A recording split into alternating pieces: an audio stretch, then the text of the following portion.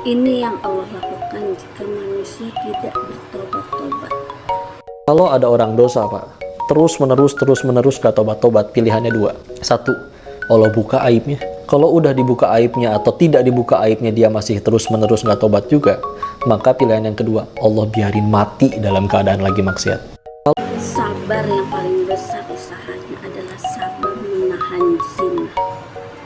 Sabar yang paling hebat adalah sabar menahan diri dari zina. Maaf, padahal kesempatan ada, uang ada, badan sehat, tidak ada halangan apapun, tapi dia sabar menahan dirinya. Nah, itu yang luar biasa. Zaman sekarang kalau ada anak muda kaya, terkenal, nggak mau pacaran, itu bukan dibilang sabar, itu dibilang bodoh.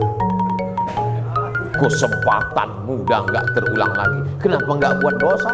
Tapi ini dosa, tobatnya nanti setelah tua. Ya, anggap malaikat maut datangnya setelah pensiun. Malaikat maut kalau datang tidak melihat akte kelahiran.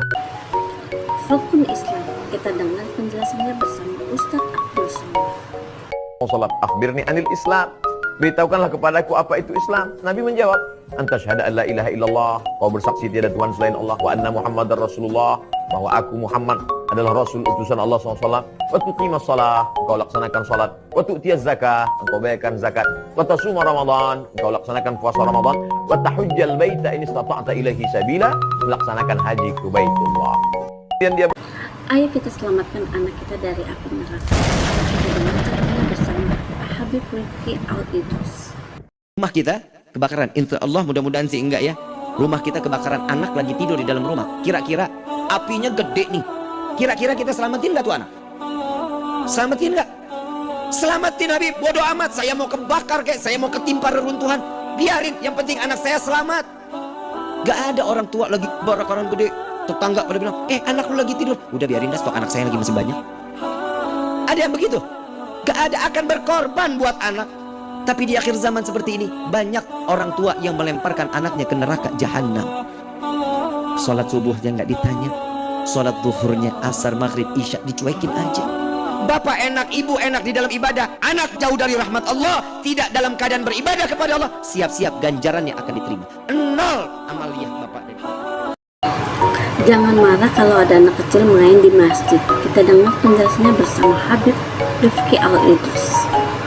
Kalau ada anak kecil main di masjid, jangan diomelin, jangan disentil, jangan digebuk, jangan diusir. Kenapa? Biarin aja dia main. Mungkin rumahnya kecil, melihat masjid gede, dia lari sana, lari sini. Biarin, namanya juga anak kecil. Bib, sholatnya bercanda, Bib. Iya, dipisahin softnya, jangan digabungin. Soft pertama, kedua, ketiga, biarin orang-orang dewasa. Lewatin 2 soft, lewatin 3 soft. Biarin itu bagian anak-anak. Dia sholat, dia mau bercanda, dia mau tendang, kayak terserah. Kenapa? Kata Imam Ghazali radhiyallahu anhu radhahu, jika di masjid sudah tidak terdengar suara anak-anak kecil, maka itu akan menjadi musibah besar. Ada terus yang akan memakmurkan masjid tersebut. Tuh, hati-hati. Ibu kalau anak sering-sering main ke masjid, dicariin nggak? Nggak bakal dicariin. Bapak mana mau cariin anak ada di masjid lagi main? Biarin dia main, biarin. Kenapa? Biar dia cinta dulu sama masjid. Peduli yang tidak diperbolehkan. Kita dengar ceramahnya bersama Ustadz Hanam Atta. Sebagaimana nggak semua peduli itu baik, ada sikap peduli yang nggak baik. Contohnya, terlalu peduli sama mantan. Jangan ya adik ya. Peduli kepada mantan itu nggak baik kan? Dengan masih stalking pakai akun kedua. Memang sih akun pertamanya udah unfollow, unfriend, tapi akun keduanya masih following banget, walaupun namanya nggak jelas biar nggak ketahuan. Berarti ini adalah bagian dari peduli yang tidak baik, peduli yang merusak mental kita, peduli yang bikin kita nggak pernah bisa move on. Pentingnya skill untuk tidak peduli dengan orang yang menjelekkan kita atau yang menghina kita.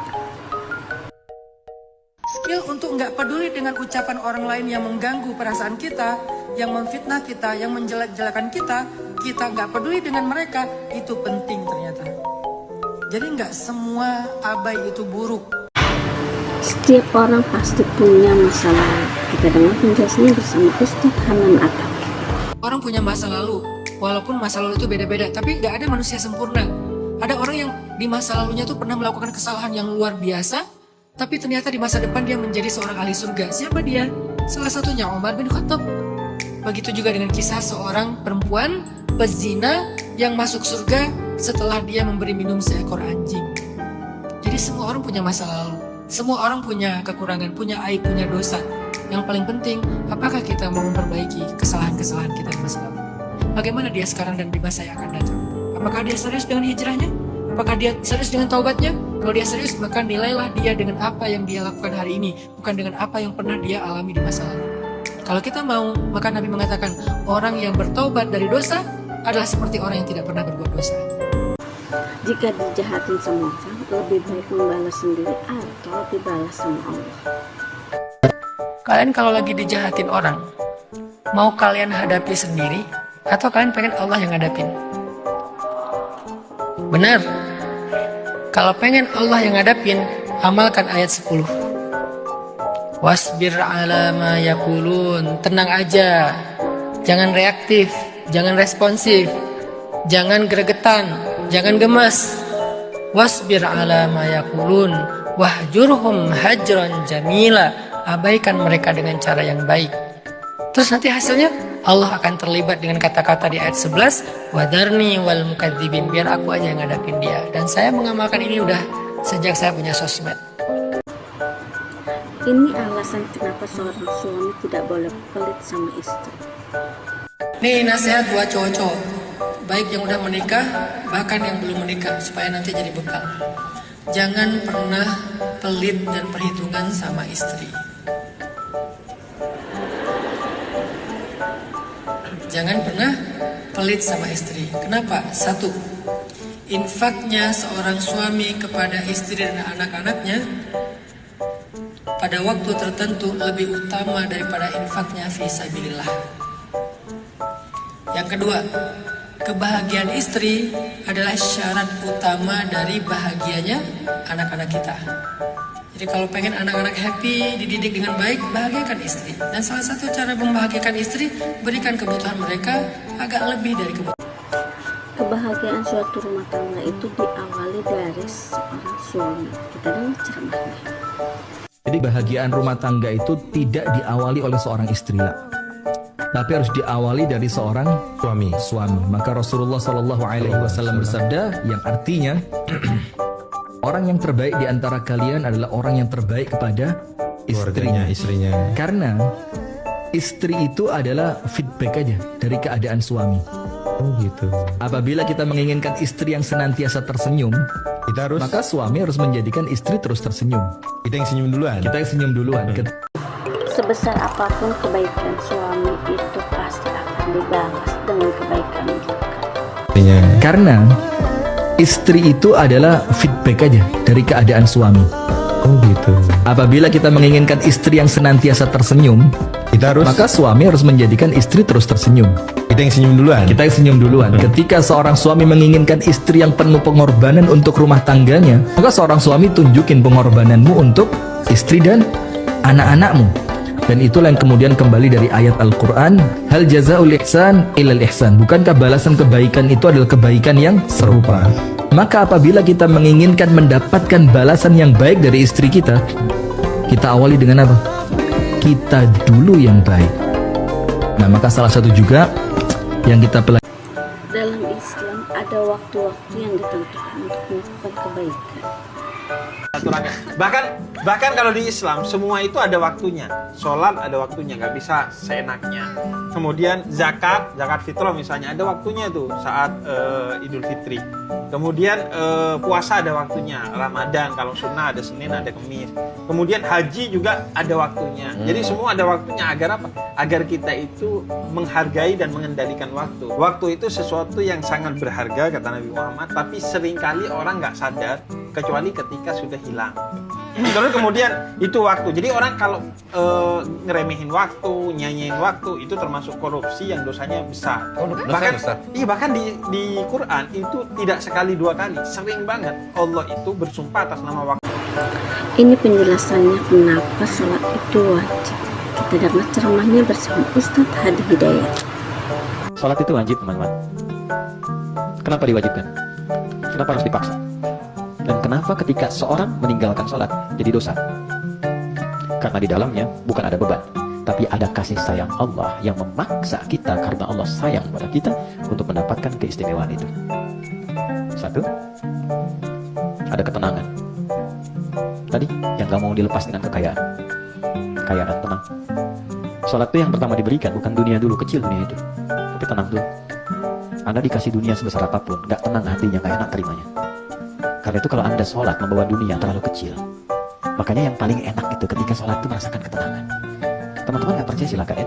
Karena itu ada ajaran di Quran itu gini, kalau sedang ada masalah, ambil wudhu, hadap kiblat, sholat aja. Ini alasan kenapa seorang istri harus tenang dalam rumah tangga.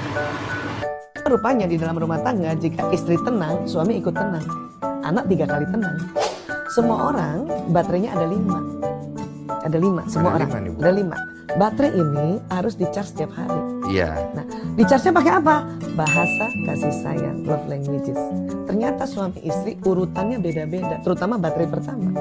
Itu yang bikin kita kosong baterainya. Berdasarkan watak saya, baterai pertama saya physical touch. Physical touch. Ya, suami saya baterai pertamanya bukan physical touch.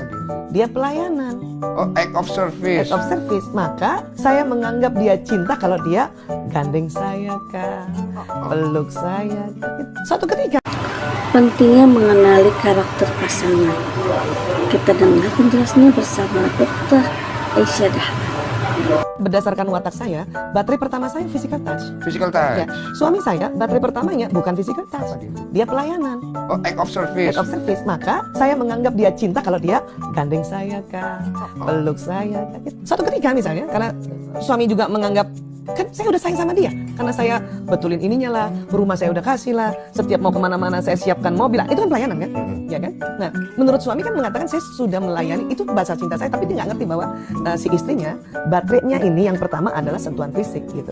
Ya, suami saya sering banget dulu pergi ke apotek tanya obatmu apa aja yang habis, Iya. itu pelayanan kan? Iya, act of service. Yes. Saya bilang, udahlah orang lain aja, suruh orang lain. Harusnya kalau saya belajar dari, misalnya sebelum nikah belajar ini, waktu saya lihat suami saya melayani, saya harus tahu bahwa itu tandanya dia cinta sama saya.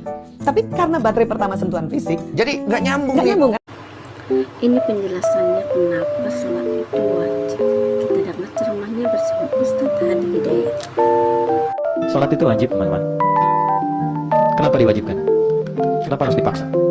Dan kenapa ketika seorang meninggalkan sholat jadi dosa? Karena di dalamnya bukan ada beban, tapi ada kasih sayang Allah yang memaksa kita karena Allah sayang pada kita untuk mendapatkan keistimewaan itu. Satu, ada ketenangan. Tadi yang gak mau dilepas dengan kekayaan, kaya dan tenang. Sholat itu yang pertama diberikan, bukan dunia dulu, kecil dunia itu, tapi tenang dulu.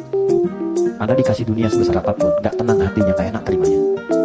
Karena itu kalau Anda sholat membawa dunia terlalu kecil. Makanya yang paling enak itu ketika sholat itu merasakan ketenangan. Teman-teman gak percaya silakan ya.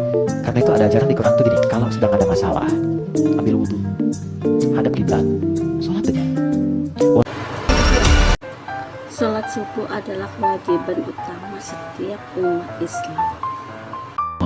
Sholat subuh tuh Pak, bagi seorang muslim adalah kewajiban pertama dan utama dia. Jadi kalau dia udah lalai sholat subuh, baik lalai tidak mengerjakannya atau sekedar lalai waktunya jadi terlambat, itu jangan harap harinya akan baik-baik saja. Karena tugas pertama dan utamanya aja dia lalai, apalagi tugas-tugas yang lainnya. Hak kepada Tuhannya aja dia lalai, apalagi yang Jadi lainnya. ada yang bilang juga kenapa sholat 5 waktu itu semuanya harus dilakukan. Kayak nomor telepon, satu nomor nggak kepencet, itu nggak bisa nyambung ke Allah. Iya. Nyasar gitu. Oh, berarti kok udah nggak sholat subuh, berarti mending nggak usah sholat sama sekali. Enggak gitu konsepnya. Enggak gitu. Maksudnya seharusnya itu satu rangkaian.